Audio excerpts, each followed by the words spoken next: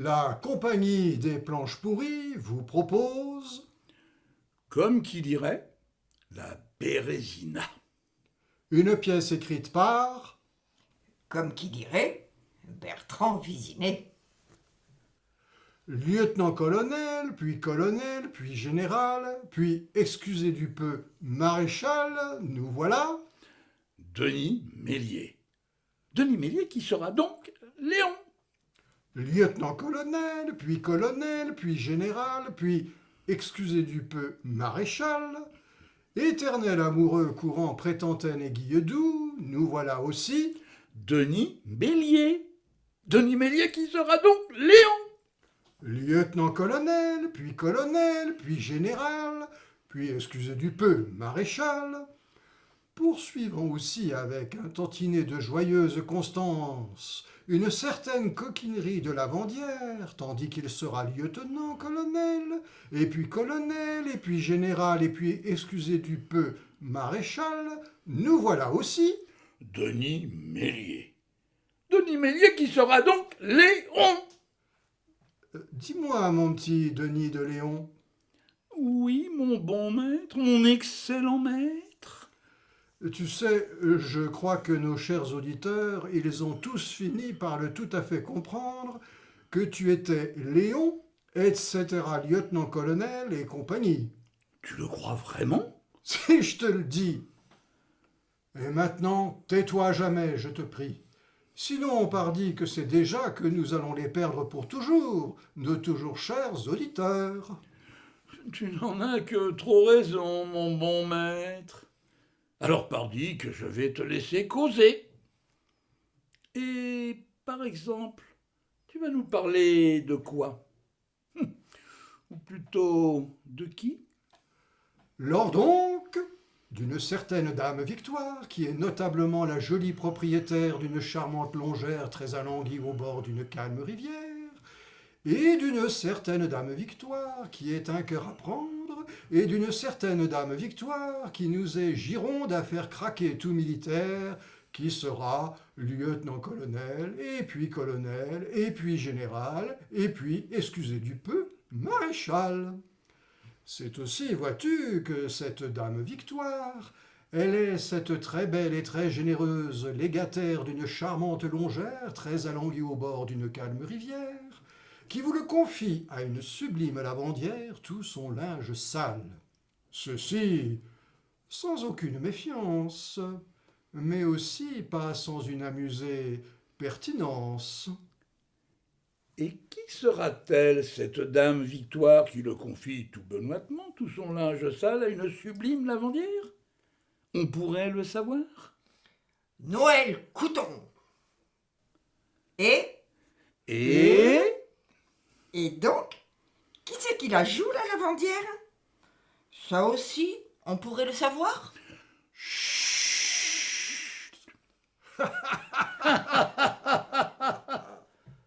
Ah!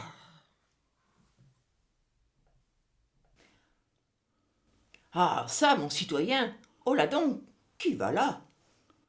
tout comme un cheval blanc recru de fatigue. Parce que cette bête, elle nous parle ici-bas?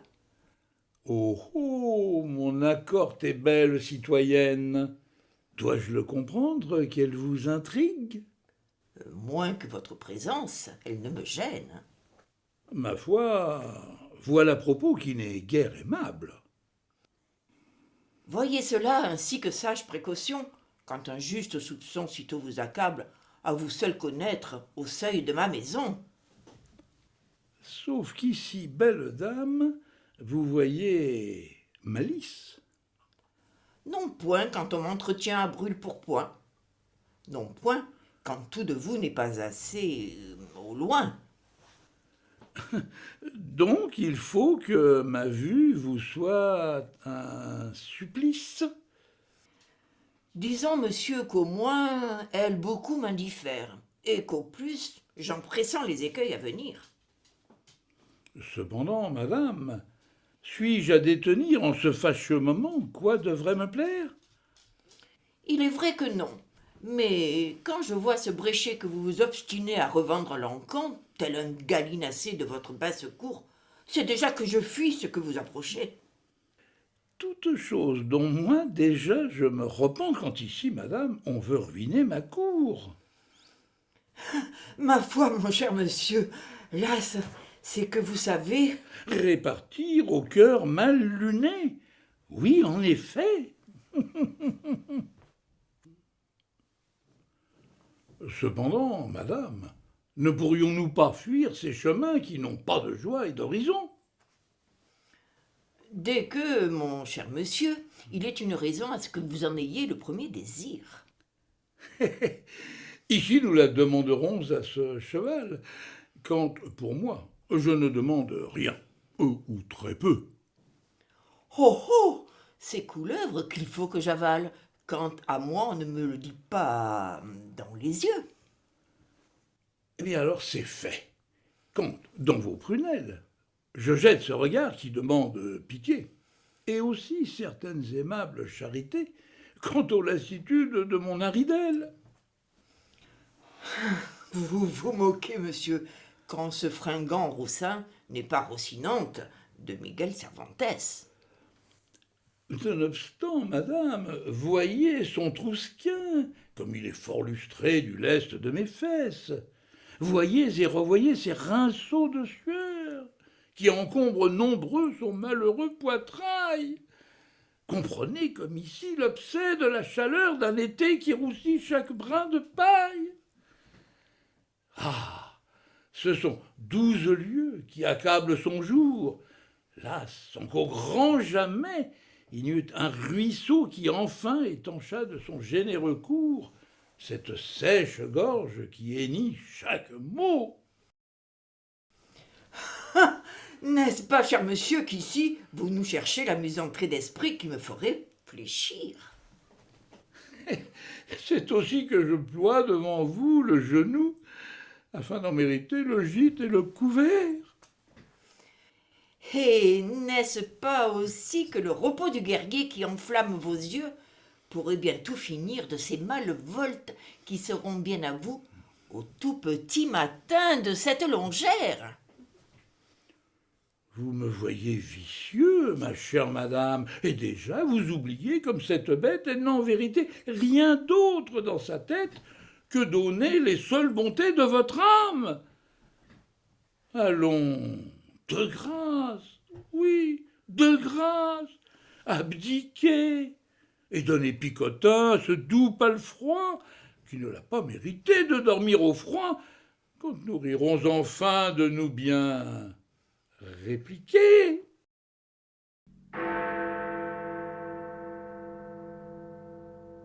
Oh oh, madame, c'est qu'on sonne l'Angélus, et que nous toquons encore à votre porte, tandis qu'hélas, vos yeux sont ce tortueux rébus qui a la franchise d'une chambre forte.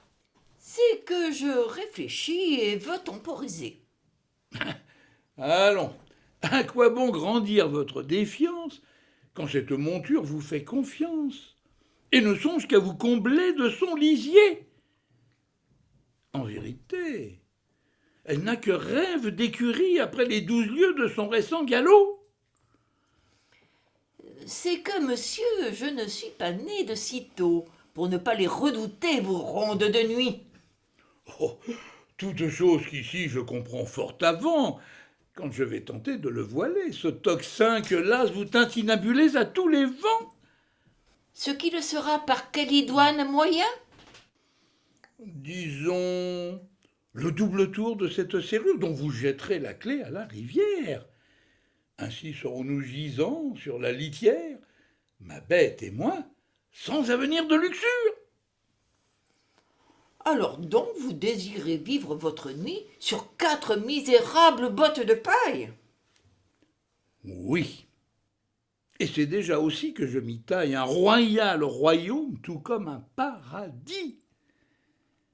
Et donc, maintenant, votre décision sera? Une de néfaste et que je regrette déjà. Mais encore? Mais encore le double tour à cette serrure et sitôt la clé au flot de la rivière. Cependant, soyez aussi on ne peut plus sûr que j'ai le fusil d'humeur prime sautière. Moi, c'est déjà que je me le tiens pour dit. Et que moi encore, je vous le donc redis. Dites-moi, Il y a que je vous écoute. savez-vous, mon cher citoyen, que j'ai pour vous N'est-ce pas comme un commencement d'affection? de vous à moi, c'est encore que j'en doute. Et ceci, même si on vous avoue qu'on se désole de cette juste sanction? Ah, voulez-vous un bon conseil pour vous, monsieur? Oh, ça c'est sûr que j'en fais déjà mon profit. Et donc? Et donc, quittez vos roucoulades, ou c'est sous les cieux que ce hongre vous jouera les veilleurs de nuit. Fort bien. Hélas, j'abdique et je vous écoute. Ce qui sera pour entendre par hasard quoi? Tout comme un petit commencement de question. Ça, d'y répondre à cette prochaine question, c'est déjà, madame, que je retiens ma joie, tant je vous devine rongé par le doute. Ah, ça donc, voilà que vous avez tout bien dit. C'est aussi que c'est si loin que je vous pressens que je vais vous le dire le pourquoi du comment qui fait que lui et moi, nous flânons par ici. Ça, il est vrai que j'allais vous le demander. Oh, madame, c'est qu'on me l'a recommandé, ce chemin de halage tissé de ronces. C'est qu'on me l'a vanté, le goût de ses mûres et le trop vicieux piquant de ses épines. Ah, madame, ces grands poiriers en quinconce, ou qui sont les sucrés espaliers de vos murs, tout comme autant sont drues les neiges alpines, c'est comme on a fait et refait les éloges.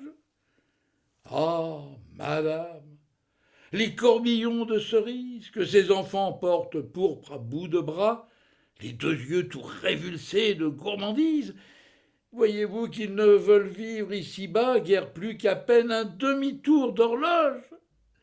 Ah, ça, ici, c'est que c'est assez dit, monsieur. Une raison à cela, ma chère madame? Et dois-je craindre quelque retour de flamme? C'est que vous trouvez tous mes fruits trop délicieux et que vous sombrez par trop dans le lyrisme. Non point, quand moi je goûte à cette opulence et que s'irisent les éclats de son prisme. Oh, oh, oh, aurions-nous de bonnes connaissances quant aux facétieux arcanes du verre? Oui, citoyenne, depuis qu'un diamantaire m'en démontrait les étincelants mirages, fermillonnant son établi à millions. De ces diamants, en faites-vous le courtage? Non pas, quand sur la terre, j'ai d'autres missions. Dois-je le comprendre que vous êtes soldat? Et même sans doute lieutenant-colonel. Et votre régiment serait de quel combat? Là-bas, l'ennemi. Et plus loin, le rebelle. Alors, vous voilà donc chez moi en permission. Là, avec quelque obligé octroi de pension. Je n'en disconviens pas, mais peux encore fuir ces vifs tracas qui vous font tant de déplaisir. Toutefois, c'est qu'on me les a fort vantés, ces abricots qui, très charnus qu'ils sont, vous charment le palais. C'est que de ces figues qu'on dit de barbarie, alors qu'elles ne sont à nos palais que douceur, on m'en a fourbi l'esprit de leur volupté. C'est qu'on me les a racontés, ces grands cajots encombrés de fraises vermeilles à souhait. C'est aussi que ma mémoire, elle me charrie ses poires aux mains d'audacieux chapardeurs qui ne les ont pas volés, leurs déculottés. Ah, et puis il y a ces pêches fameuses qu'on s'en va dépecer pour son meilleur ami, tandis qu'à votre éternel et pire ennemi, vous lui pèlerez sa poire, l'âme haineuse. Mordiou, c'est que je les vois, ces nectarines qui pendent au vent, indolentes et joufflues. C'est que je l'envie, cet espiègle vermisseau qui se régale d'une grêle de prunes, avant que de dévorer ces myrtilles. Ah, ça, monsieur, enfin, vous faites silence. Est-ce là le terme de vos sonatines? Oh ça, n'y songez pas du tout que j'y pense, à même un petit commencement de reflux, quand les mirabelles de ce grand arbrisseau, elles vont se bientôt connaître la fortune de la ressentir, ma branlante hâtille. Toutefois, Toutefois, il me semble que vos rêveries de verger, elles se sont fendues d'une sorte d'omission. c'est là, madame, que vous allez m'obliger et donner à mes propos votre correction. Eh bien, qu'avez-vous de derrière la tête? Qu'il est un fruit d'été que vous avez omis. Tiens donc, j'y serais venu à cette stomie? Oui, tandis que vous me croyez sotte et bête. Ah, ça, c'est qu'il faut l'éclairer, ma lanterne. Et donc, il sera ce fruit laissé en berne? Disons, comme qui dirait, un fruit à pépins. Et même à bibliques embarras, n'est-ce pas? Oh oh, voilà que vous avez fait un grand pas vers ce paradis que chantent nos calotins. Et quand vous parlez paradis, citoyenne, c'est donc qu'on va y venir à cette pomme, qui pourrait être voisine et mitoyenne de votre longère, ou tout comme. Citoyen, je ne le dirai pas mieux que vous. Et selon vous, cette beauté, elle vit où? Je la crois à la portée d'un jet de pierre. Je la crois à la portée d'un pépier d'oiseau. Donc, on parle de ce rideau de peuplier? Et aussi de ces blés chatoyés de reflets, et aussi de cet épouvantail à corbeaux, et aussi de ce lavoir vêtu de lierre. C'est là, mon colonel, que je le devine, qu'il est une déesse qu'on voit tout là-bas. Donc, à l'ombre du lavoir et de ses cuveaux, donc avec des cheveux d'or et de beau miel, donc avec des yeux plus noirs qu'un ciel sans lune, et donc avec des rires qui vous déboutent.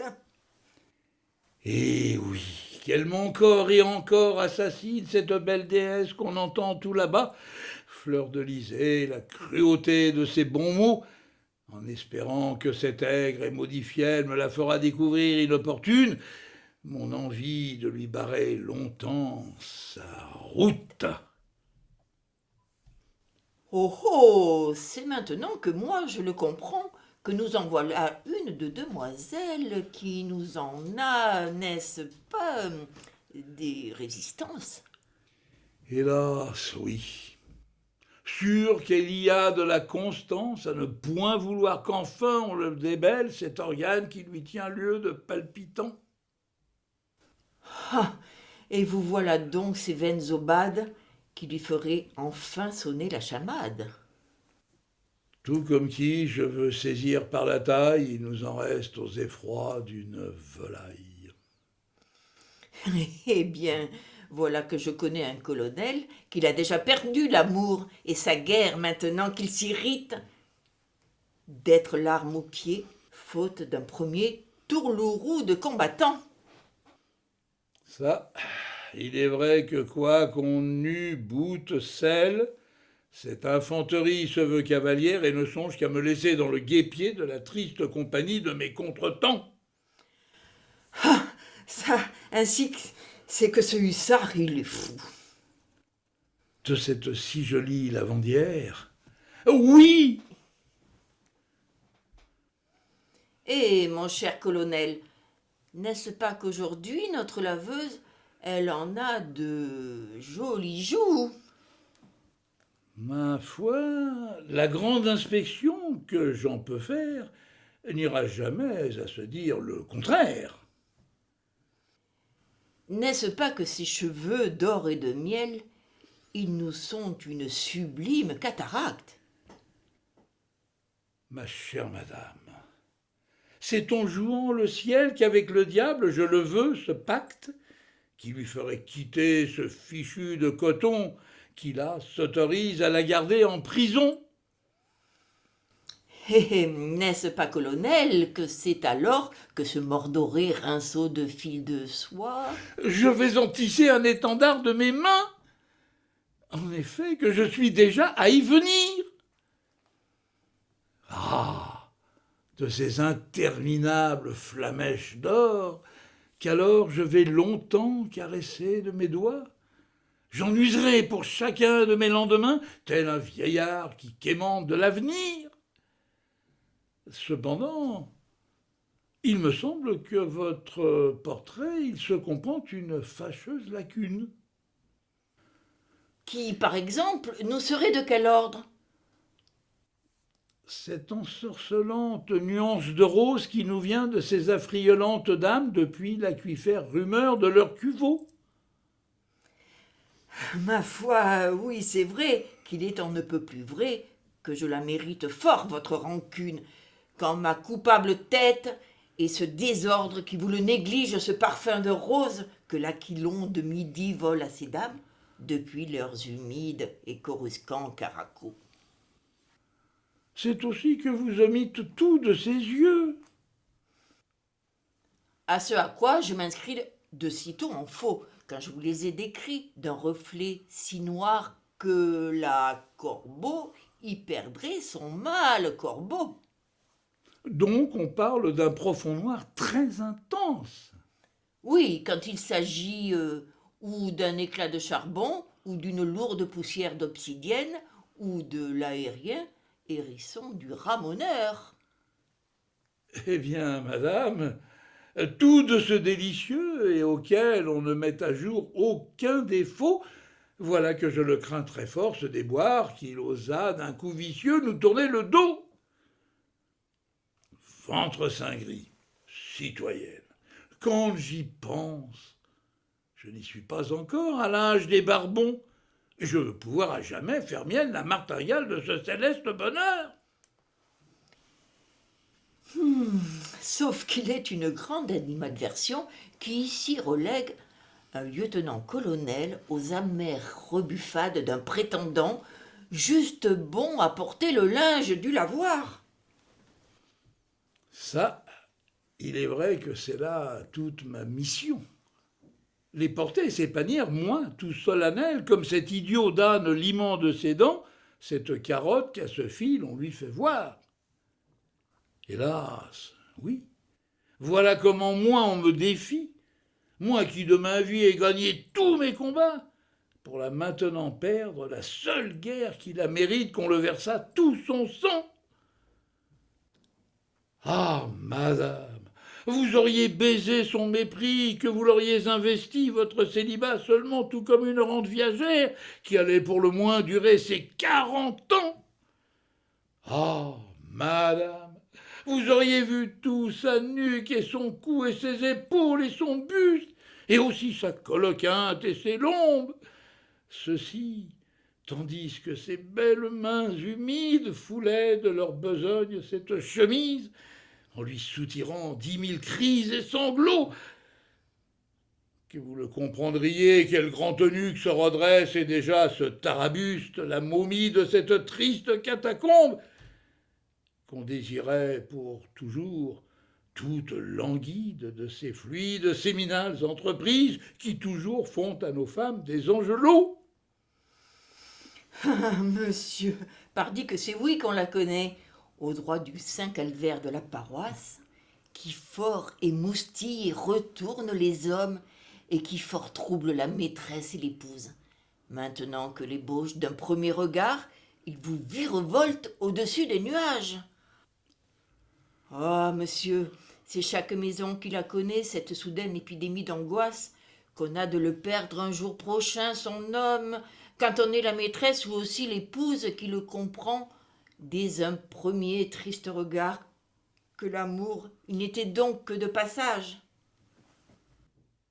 Ah, madame, eh bien, voilà qui est le vrai, et seulement rien d'autre encore que le vrai. Ah, le savez-vous, quand ce funeste la voir tout à l'heure, qu'elle le reprenait son panier, afin de le palanquer à son épaule, qu'il y eut tout comme un formidable incident? Sans doute, mon cher colonel, nous parlez-vous de ce grand patatras qu'il y eut devant vous? En effet.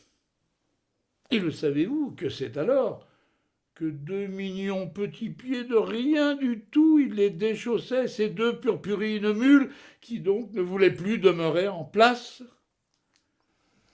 À cette déconfiture, une raison? Ou alors un commencement d'explication?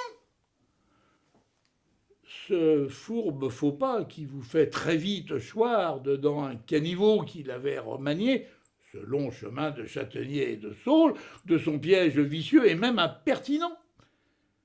Moi, sitôt craignant qu'on ait là risque de mort, c'est incontinent que je risquais mon va-tout, et que donc, sans une once de préambule, c'est du secours de mon bras dont je l'enlace.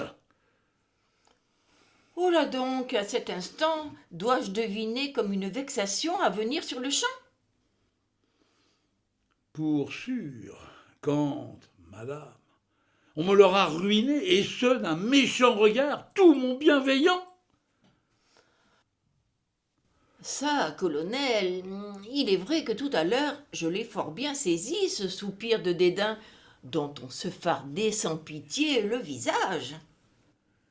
Ah, et l'avez-vous vu, ce grand manque de cœur qui me ravalait au rang de juste coquin qui serait en quête de marivaudage?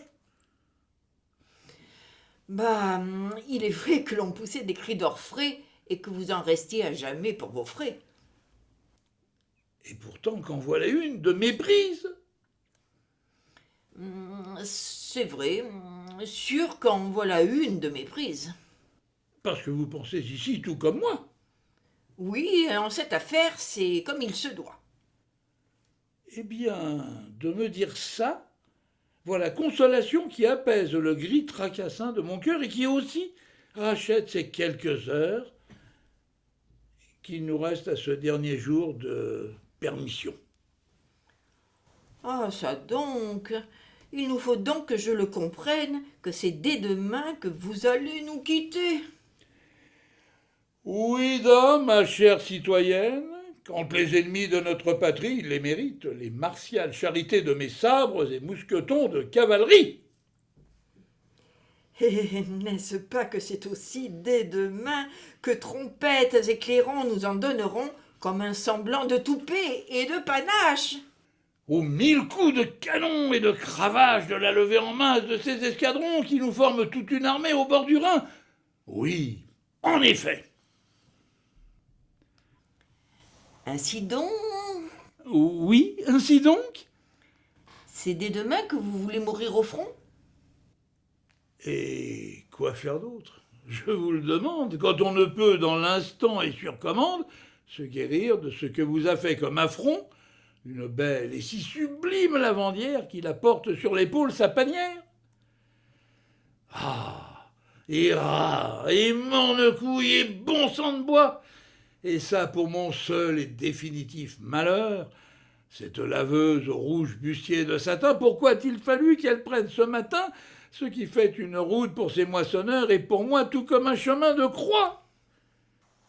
Ah, madame, avait-elle alors dans ses cheveux ce miel, cet or, ce cuivré et aussi ce blond qu'il y avait sous la faucille des moissons?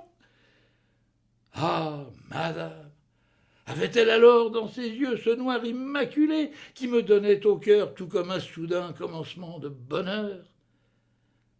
Et c'est alors comme vous le savez, n'est-ce pas, que je lui offrais une main où battait mon cœur. Où battait mon cœur, jusqu'à ce prochain combat qui le délivrera enfin de ses rancœurs.